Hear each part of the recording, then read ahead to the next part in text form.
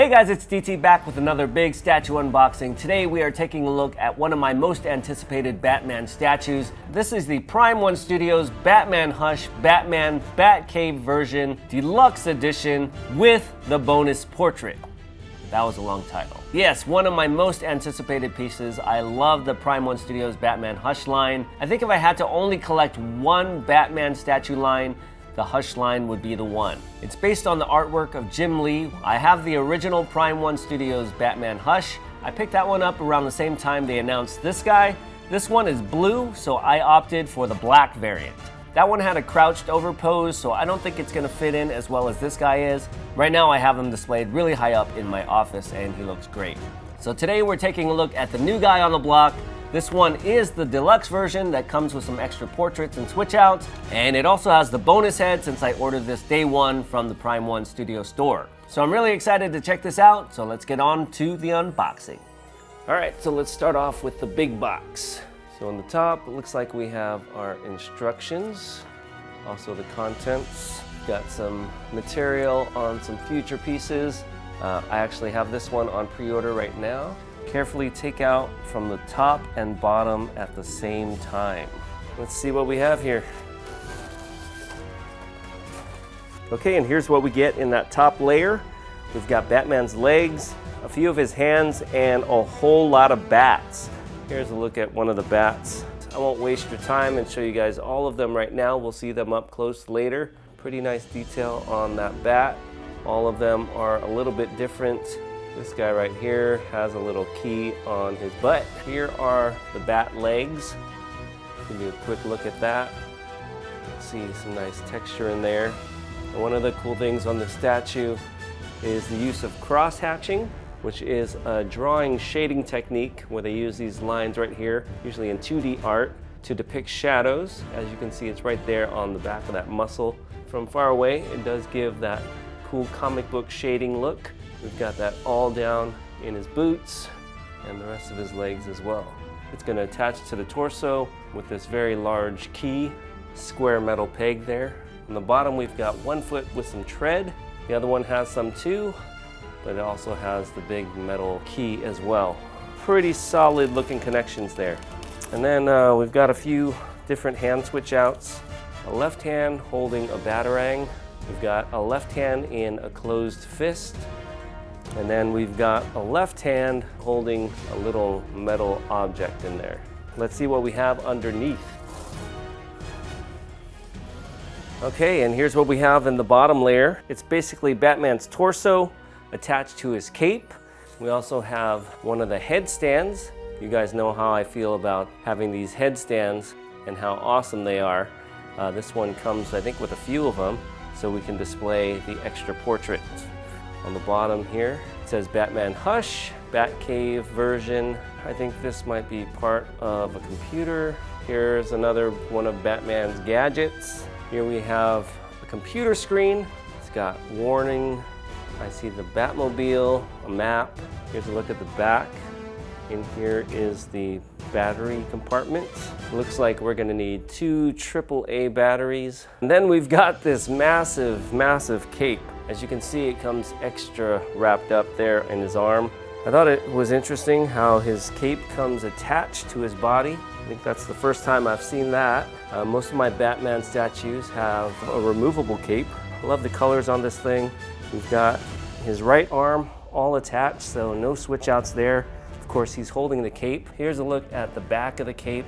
As you can see, really nice blue color. We've got that cross hatching in the crevices, but we'll get a better look at that in a bit. Here we have box number 2. I'm guessing our base and our portraits are in here. Okay, so here's our foam out of the box. Looks like we have something here on the top. So it looks like we have our portraits. We've got 5 altogether. First up, we have the unmasked Bruce Wayne. Very clean looking portrait. We've got some texture on his skin. Look at how chiseled those features are. This one has the cowl on the back of his neck. Then we've got the closed mouth portrait. Then we have this other closed mouth portrait. This one, he's got more of a frown on his face. So here are the two next to each other. what a difference a little frown can make. We've got the teeth showing on this one. We've got the Batman underbite going on here. And then let's take a look at the bonus portrait with the Hush bandages on his face. There's a comic book cover that has this exact portrait on it. I probably won't display it on the statue. Luckily, this comes with the headstand, so I can put this one on my desk. All right, and this one only has one layer, so let's go ahead and check it out.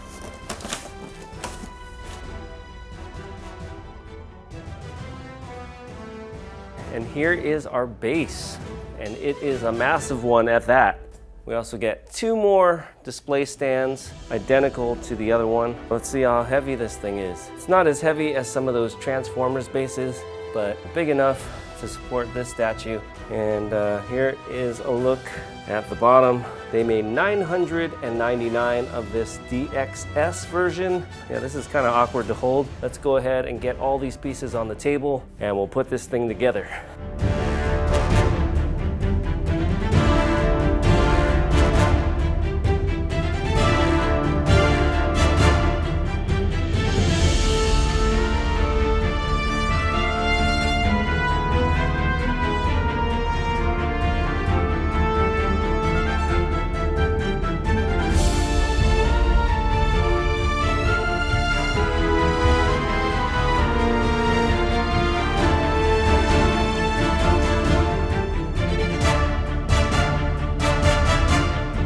Okay guys, so here it is, the Prime One Studios Batcave Hush Batman.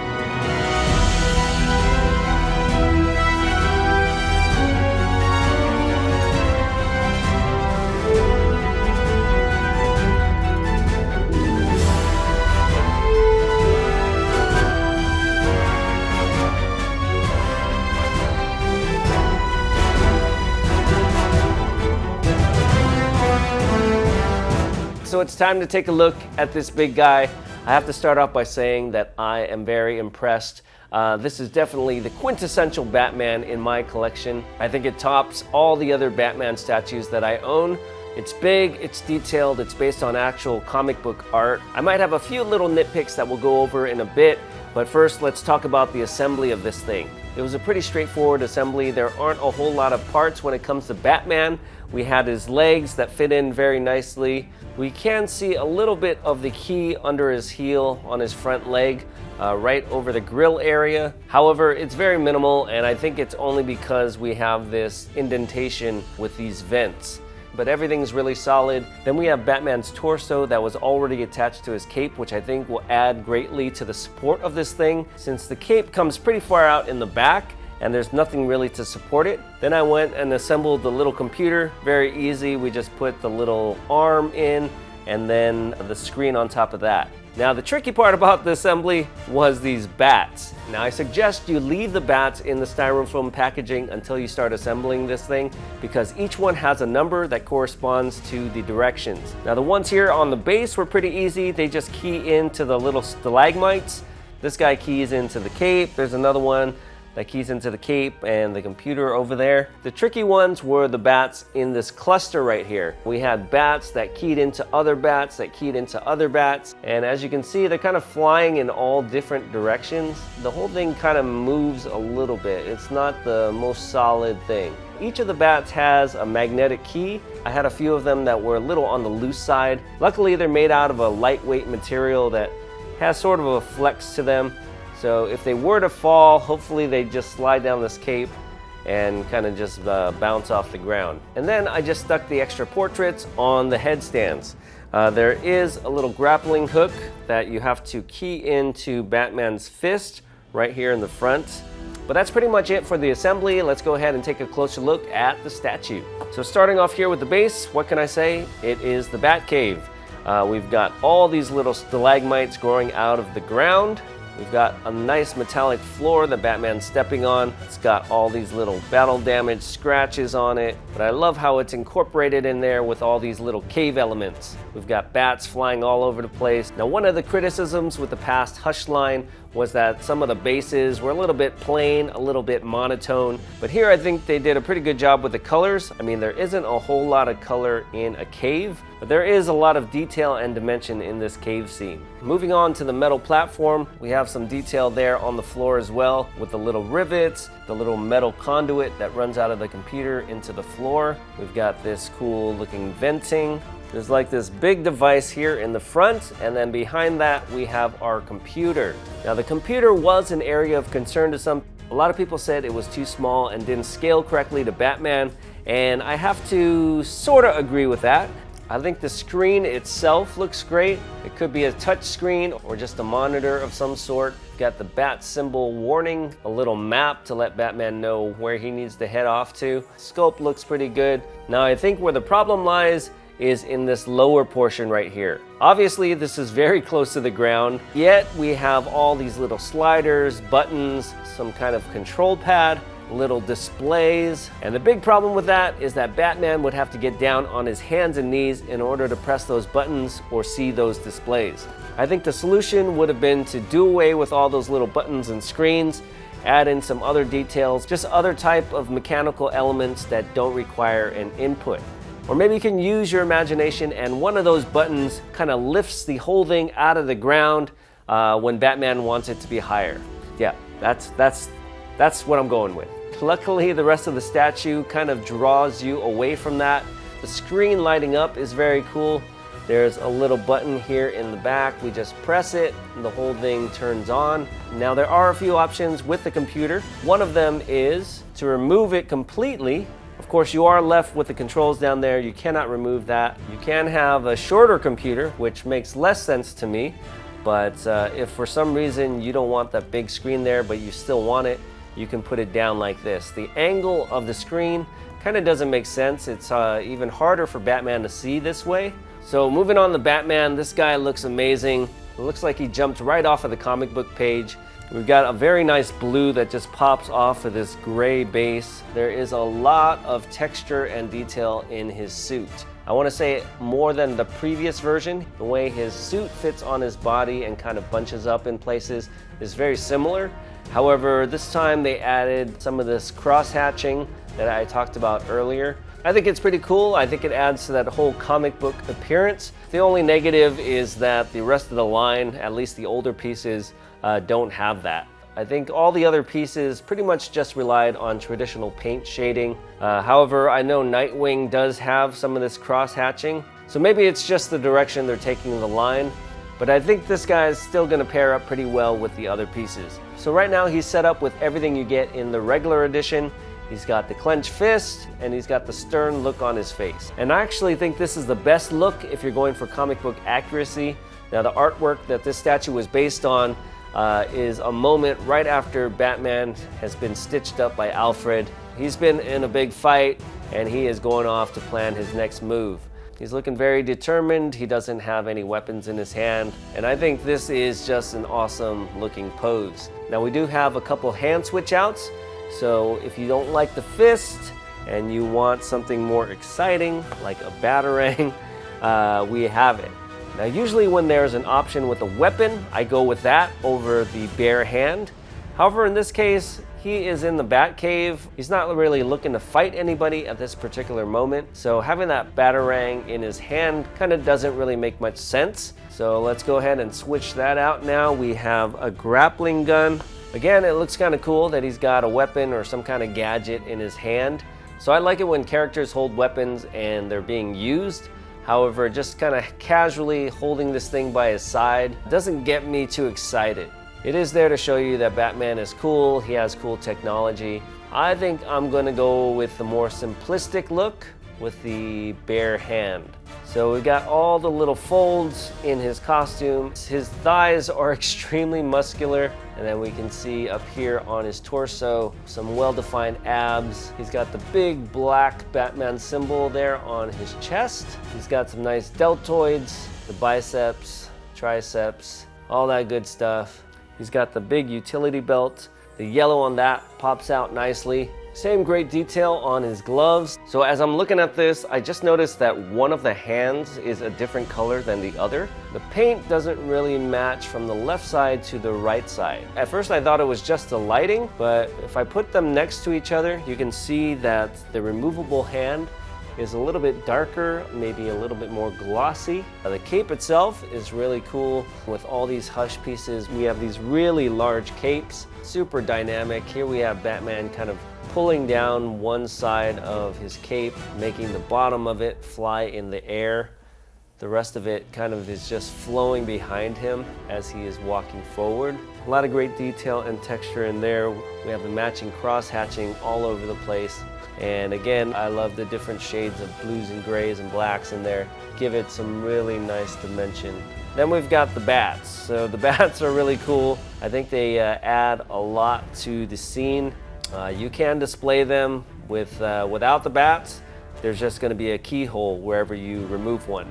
And finally, we have the portraits, and this one came with a lot of them. We have 5 different head sculpts for Batman. The regular edition has this one.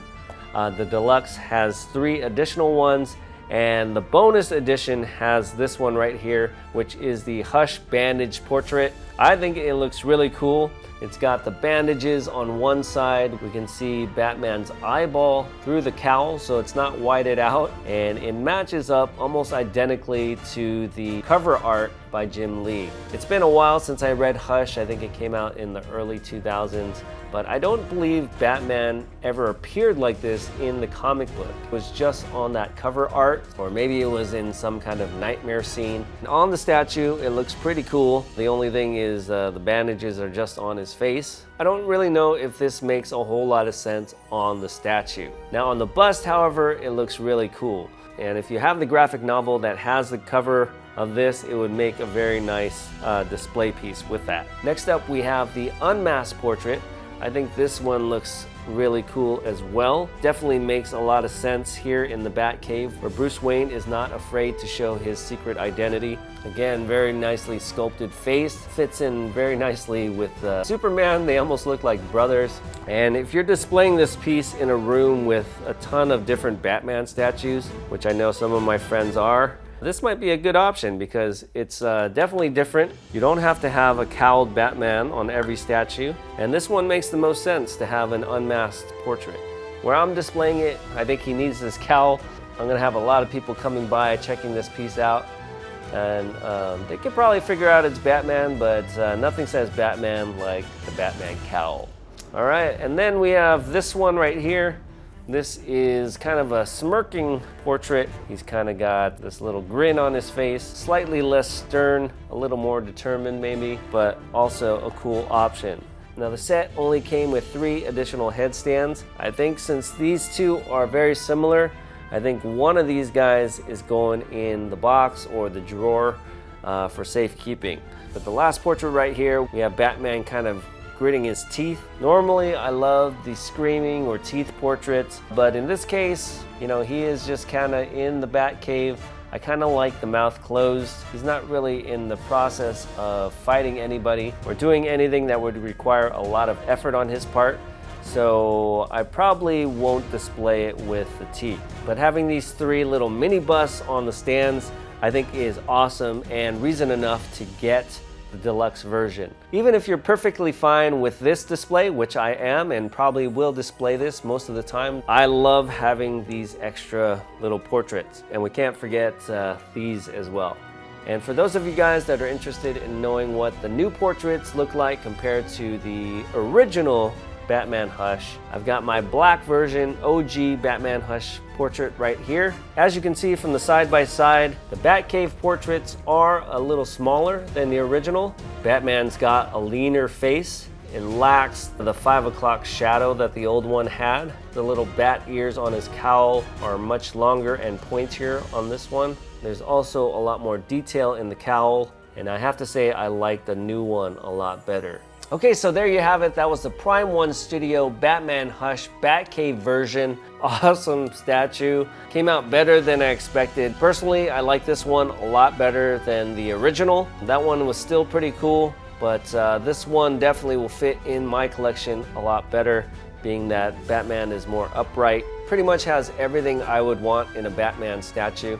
It's got the right colors, it's got the right attitude. This is definitely my favorite 1/3 scale Batman. Glad I was able to purchase the bonus version as well. But I'm just very, very impressed with the whole Prime 1 Batman Hush line.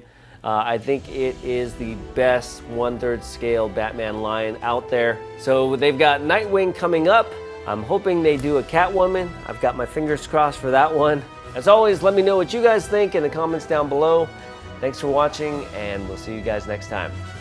Bye-bye.